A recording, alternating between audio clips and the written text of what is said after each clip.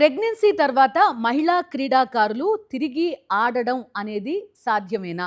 చాలా తక్కువ మంది అథ్లెట్స్ మాత్రమే ఈ ఫీట్‌ని సాధించగలిగారు. ఎయిదర్ క్రికెట్, టెన్నిస్ లేకపోతే ఏ ఆట తీసుకున్నా కూడా చాలా తక్కువ ఈ నంబర్ ఉంటుంది. అలానే అసలు ఒక్కసారి పెళ్ళయ్యి, పిల్లలు పుట్టిన తర్వాత కంప్లీట్‌గా ఆటకి దూరం కావాల్సిందేనా? ఇంకసలు ప్రత్యామ్నాయమే లేదా?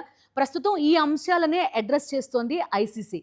ఇండియన్ క్రికెట్ కౌన్సిల్ జై షా చైర్మన్‌షిప్‌లో ఒక మహిళా అథ్లెట్లు ప్రెగ్నెన్సీ తర్వాత తిరిగి ఆడడానికి కొన్ని కీలకమైన గైడ్‌లైన్స్ ఇచ్చిందనమాట.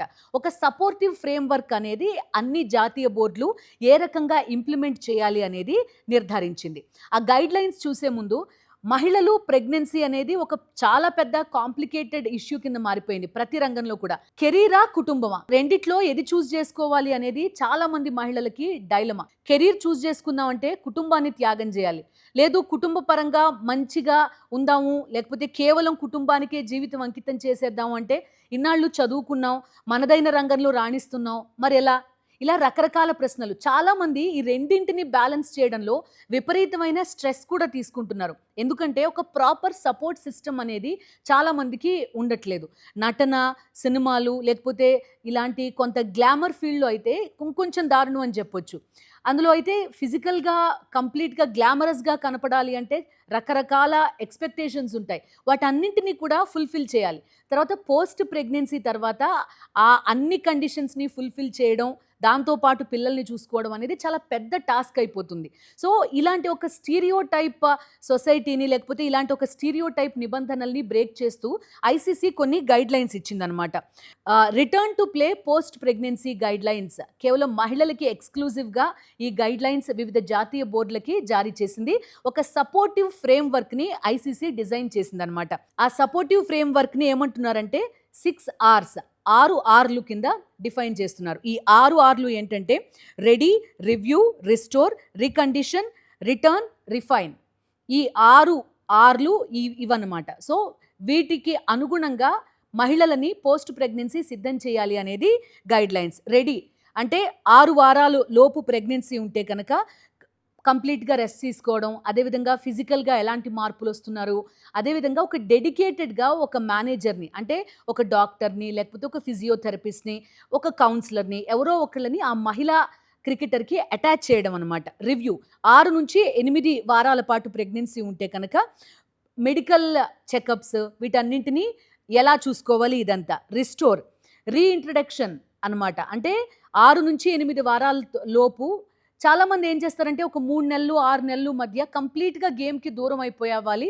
పూర్తిగా రెస్ట్ మోడ్‌లోనే ఉండాలి అని అనుకుంటారు. ఆ డిస్క్రిషన్ కూడా కంప్లీట్‌గా ప్లేయర్‌కే వదిలేయడం ఈ ఫ్రేమ్‌వర్క్‌లో చాలా కీలకమైన అంశం. దాంతో పాటుగా ర్యాండమ్ ప్రెగ్నెన్సీ టెస్ట్‌లు చేస్తూ ఉంటారు ప్లేయర్స్ అందరికీ కూడా. ఇకపైన అవి వద్దు అనేది కూడా చాలా ఖచ్చితంగా ఐసీసీ గైడ్‌లైన్స్ చెప్పిందనమాట.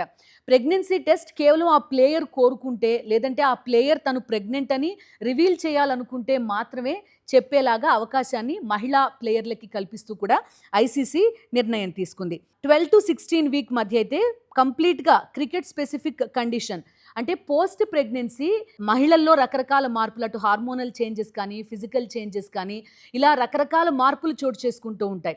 వీటన్నిటిని అడ్రెస్ చేస్తూ ఏం చేయాలి? పర్టిక్యులర్ ప్లేయర్‌ని ఎలాగా రీకండిషన్ చేయాలి ఆటకి తగ్గట్టు అనేది డిజైన్ చేసుకోవడం. రిఫైన్ ఈవెన్ ఈ అంతర్జాతీయ టోర్నమెంట్లు ఇట్లాంటి వాటికి వెళ్తున్నప్పుడు కూడా జట్టులో మెల్లమెల్లగా తిరిగి ఆ ప్లేయర్‌ని ఇంక్లూడ్ చేయడం, టోర్నమెంట్‌లకి తీసుకువెళ్ళడం, కంప్లీట్‌గా ఫుల్ ఫ్లెడ్జ్డ్‌గా తను రెడీ అని అనుకున్నప్పుడు మాత్రమే కంప్లీట్‌గా జట్టులోకి తీసుకోవడం అనేది ఈ ఫ్రేమ్‌వర్క్ కింద సారాంశం అనమాట.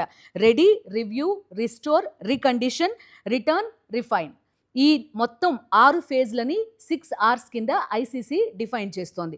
సో, ఈ మొత్తం ఈ ప్లేయర్ జర్నీలో కూడా కంప్లీట్‌గా బోర్డులనేవి ఆ మహిళా ప్లేయర్‌కి తోడుగా ఉండాలి. ఫైనాన్షియల్‌గా, అదేవిధంగా ఇటు సైకలాజికల్‌గా, ఫిజికల్‌గా అన్ని రకాలుగా కూడా బోర్డ్ అనేది మహిళల్ని సపోర్ట్ చేయాలి. దాంతో పాటుగా ఏవైతే ఈ రెగ్యులర్ ఈ ప్రాక్టీస్ రూమ్స్ లేకపోతే ప్రాక్టీస్ స్టేడియమ్స్ ఇవన్నీ ఉంటాయో అక్కడ బిడ్డలకి పాలిచ్చే తల్లులు ప్లేయర్లుగా ఉన్నప్పుడు వాళ్ళకి తగిన సౌకర్యాలు ఉండాలి. అదేవిధంగా ఆ పిల్లల్ని చూసుకోవడానికి కేర్ టేకర్లకు అవసరమైన ఫైనాన్షియల్ ఎయిడ్ కానీ ఇతరత్రా ఇలాంటి ఆర్థిక సహకారం కానీ అది బోర్డు చూసుకోవాలి. దాంతోపాటు అంతర్జాతీయ టోర్నమెంట్లకి వాటికి వెళ్తే కనుక పిల్లల్ని ఎవరైతే పుట్టిన బిడ్డల్ని పాలిచ్చే తల్లులు ప్లేయర్లుగా ఉన్నప్పుడు కూడా తీసుకువెళ్ళాలి అనుకుంటే దాన్ని అసిస్ట్ చేయడానికి వాళ్ళకి సపోర్ట్ సిస్టమ్ని డిఫైన్ చేయాలి. ఇలా మొత్తం పోస్ట్ ప్రెగ్నెన్సీ మాత్రమే కాదు, కన్సీవ్ అయిన దగ్గర నుంచి కూడా కంప్లీట్గా తిరిగి జట్టులోకి వచ్చేంత వరకు కూడా ఒక సపోర్ట్ సిస్టమ్ మహిళా ప్లేయర్లకి ఏ విధంగా ఉండాలి అనేది మొత్తం దీన్ని చేశారనమాట.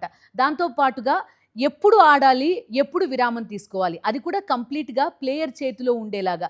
ఏదో బలవంతంగా మీరు ఆడాలి, లేకపోతే 3 నెలలు వచ్చాయి ఇకపైన ఆడడానికి వీల్లేదు, ఇవన్నీ ఏ బోర్డు కానీ ఏ అధికారి కానీ మహిళా ప్లేయర్లకి చెప్పరనమాట. వాళ్ళ ఫిజికల్ కండిషన్ ఆధారంగా వాళ్ళున్న పరిస్థితికి అనుగుణంగా మహిళా ప్లేయర్లే స్వతంత్రంగా నిర్ణయం తీసుకునేలాగా మొత్తం ఈ ఫ్రేమ్ వర్క్ అంతా కూడా పూర్తిగా బాధ్యత ప్లేయర్ పైనే పెట్టేలాగా డెసిషన్ తీసుకుందనమాట. సో దీనికి సంబంధించి ప్రతి జాతీయ బోర్డు కూడా తగినన్ని సౌకర్యాలు, తగినంత సపోర్ట్ సిస్టమ్ ఆ మహిళా ప్లేయర్కి కల్పించాలి. యూజువల్గా స్పోర్ట్ అంటే కేవలం ఫిజికల్ రిఫైన్మెంట్ లేకపోతే బాడీ మెజర్మెంట్స్ ఇది మాత్రమే కాదు, దాంతోపాటుగా విపరీతమైన ఫిట్నెస్ అవసరం ఉంటుంది. క్రికెట్ లాంటి ఒక లాంగ్ గేమ్స్లో కానివ్వండి, లేకపోతే అథ్లెటిక్స్లో కానివ్వండి, విపరీతంగా ఫిజికల్ స్ట్రెంగ్త్ కావాలి. సో ఆ స్ట్రెంగ్త్ తిరిగి తెచ్చుకోవడం పోస్ట్ ప్రెగ్నెన్సీ తర్వాత అనేది చాలా మందిలో అసాధ్యం అని చెప్పుకోవచ్చు. అలా చేసిన నంబర్ కూడా గట్టిగా 3-4 ఉన్నారేమో. నిజంగా ఇలాంటి ఒక సపోర్ట్ సిస్టమ్ కనుక ఉంటే మహిళా ప్లేయర్లు తిరిగి ఆటలోకి రావడానికి వీలవుతుంది అనే ఉద్దేశంతో ఐసీసీ ఇలాంటి ఒక ఫ్రేమ్ వర్క్ని తీసుకొచ్చిందనమాట. సో ప్రపంచవ్యాప్తంగా మొట్టమొదటి గైడ్ లైన్స్గా కూడా వీటిని చెప్పుకోవచ్చు. స్పోర్ట్స్ దగ్గరకు వచ్చేసరికి కొంత ఫ్లెక్సిబిలిటీ మహిళా ప్లేయర్లకు ఉండేలాగా కూడా చాలా వరకు జాగ్రత్తలు తీసుకున్నారు. మ్యాచ్ ఫీజు ఇవన్నీ పురుషులతో సమానంగా ఇవ్వాలి అనే పోరాటం చాలా రోజుల పాటు జరిగింది. ఇప్పుడు మనం చూస్తున్నాం కేవలం మహిళలకే ఎక్స్క్లూజివ్గా ఉండే కొన్ని అడ్డంకులు అనాలా లేకపోతే అవకాశాలు అనాలా ఏమైనా కూడా వాళ్ళని దృష్టిలో పెట్టుకుని కంప్లీట్గా తెచ్చిన గైడ్ లైన్స్ ఇవి. ఐసీసీ నిజంగా కూడా మహిళా ప్లేయర్లని ఉద్దేశించి తీసుకున్న ఈ గైడ్ లైన్స్ని ఖచ్చితంగా అభినందించి తీరాల్సిందే. మిగతా ఆటలు లేకపోతే మిగతా పార్ట్స్ ఆఫ్ లైఫ్, మిగతా సొసైటీలో ఉండే ఇతర జాబ్ లేకపోతే ఇతర రంగాలు కూడా ఇలాంటి కొన్ని గైడ్ లైన్స్ మహిళల్ని సపోర్ట్ చేయడానికి ఖచ్చితంగా తీసుకోవాల్సిన అవసరం కూడా ఉంది అనేది ఐసీసీ చెప్తోంది.